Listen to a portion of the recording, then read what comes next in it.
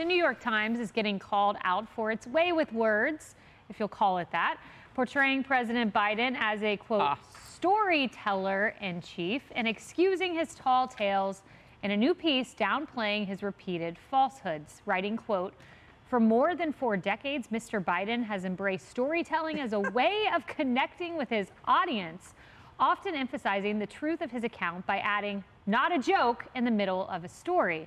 Mr. Biden's folksiness can veer into folklore with dates that don't quite add up and details that are exaggerated or wrong, the factual edges shaved off to make them more powerful for audiences. Wow, way to put lipstick on a pig. Yeah. The Times piece references a story Biden has often told about having his house burned down while the First Lady was inside, but it turns out it was just a kitchen fire that was quickly put under control by firefighters. The president repeated that story just yesterday.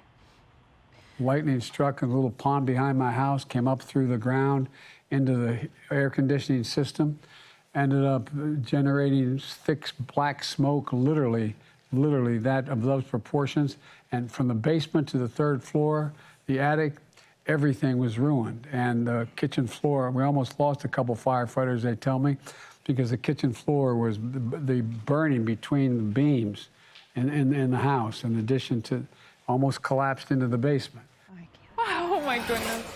I mean, Harris, in the words they use, we have them on the wall. Let's take a look. It's not just the one. It's not just embellished narratives. It's loosely based on facts, storyteller-in-chief, exaggerated biography, factual edges shaved off. And my favorite, the title, spins yarn that often unravels. I mean, it paints a picture in your head of like an old man in a rocking chair, like grandpa just saying he did something he didn't, when you could, if you're being kind, say these are exaggerations or mistruths, or being unkind, just call them what they are, which is lies. Yeah, the problem is that the fire chief right after said it took him 20 minutes. I mean, he's like impugning people's livelihoods as firefighters because he wants to make his embellished story have more impact with the listener.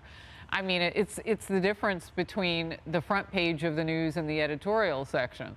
You know, he lives in the editorial section where he's just going to take it and run with it. And oh my gosh, the more, you know, embellishment that comes, the brighter the story shines, the more cleanup that his team has to do.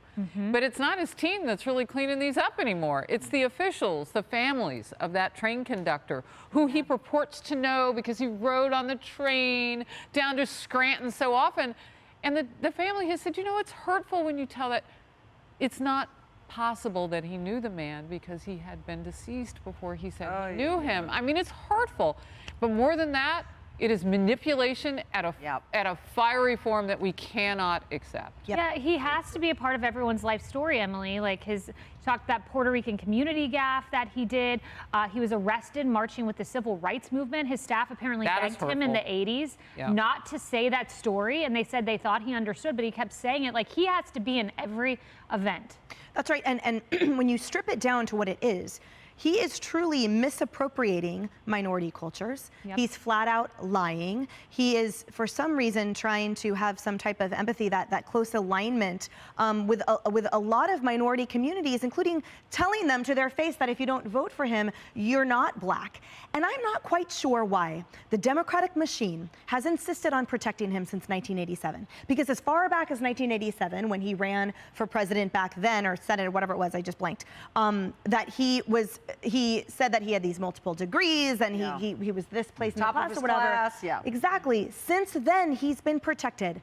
Why? That's what you're talking about, the manipulation that you're talking about. I see it from the media and I see it from the machine. And how is it that he is truly that candidate that is supposed to represent the minority communities that aren't monolithic, the single women, the business owner? Is that really the best you've got, Democrats? Because for some reason, you're acting like he's a coronated king. He's a liar and he has become feeble and everything out of his mouth is untrue. It's like the Rachel Dolezal of presidential positions. How is he allowed to skate by? And they call former President Trump a liar? Yeah, David, we get called worse on this couch all the time.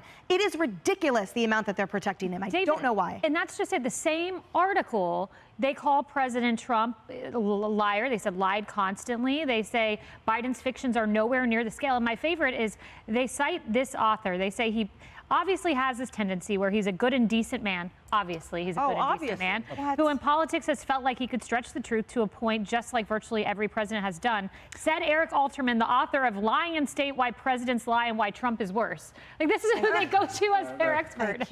The president goes from hurtful to a new level of harmful to Americans when his lies are about that his Inflation Reduction Act is going to bring inflation down. Yeah. He is harmful to Americans with his lies when he says he's going to get out of Afghanistan in a safe, orderly way. That's right. Or that gas prices are going to come down. Great point. That's where these lies are harmful to Americans and why they know it, and why to what you said earlier, Kaylee, why Joe Biden has to be in Oregon, a Democratic stronghold, 3 weeks before an election to try to help Democrats in a state they shouldn't have to worry about. Well, not to mention the fact, how desperate are they that they want a president whose polling is in the toilet and has been for over a year? How effective is he going to be? That's a People joke are on them. so tired of the double standards and the hypocrisy. Right. So one person gets called a liar, the other gets called a storyteller. This is what we're doing with language these days in society.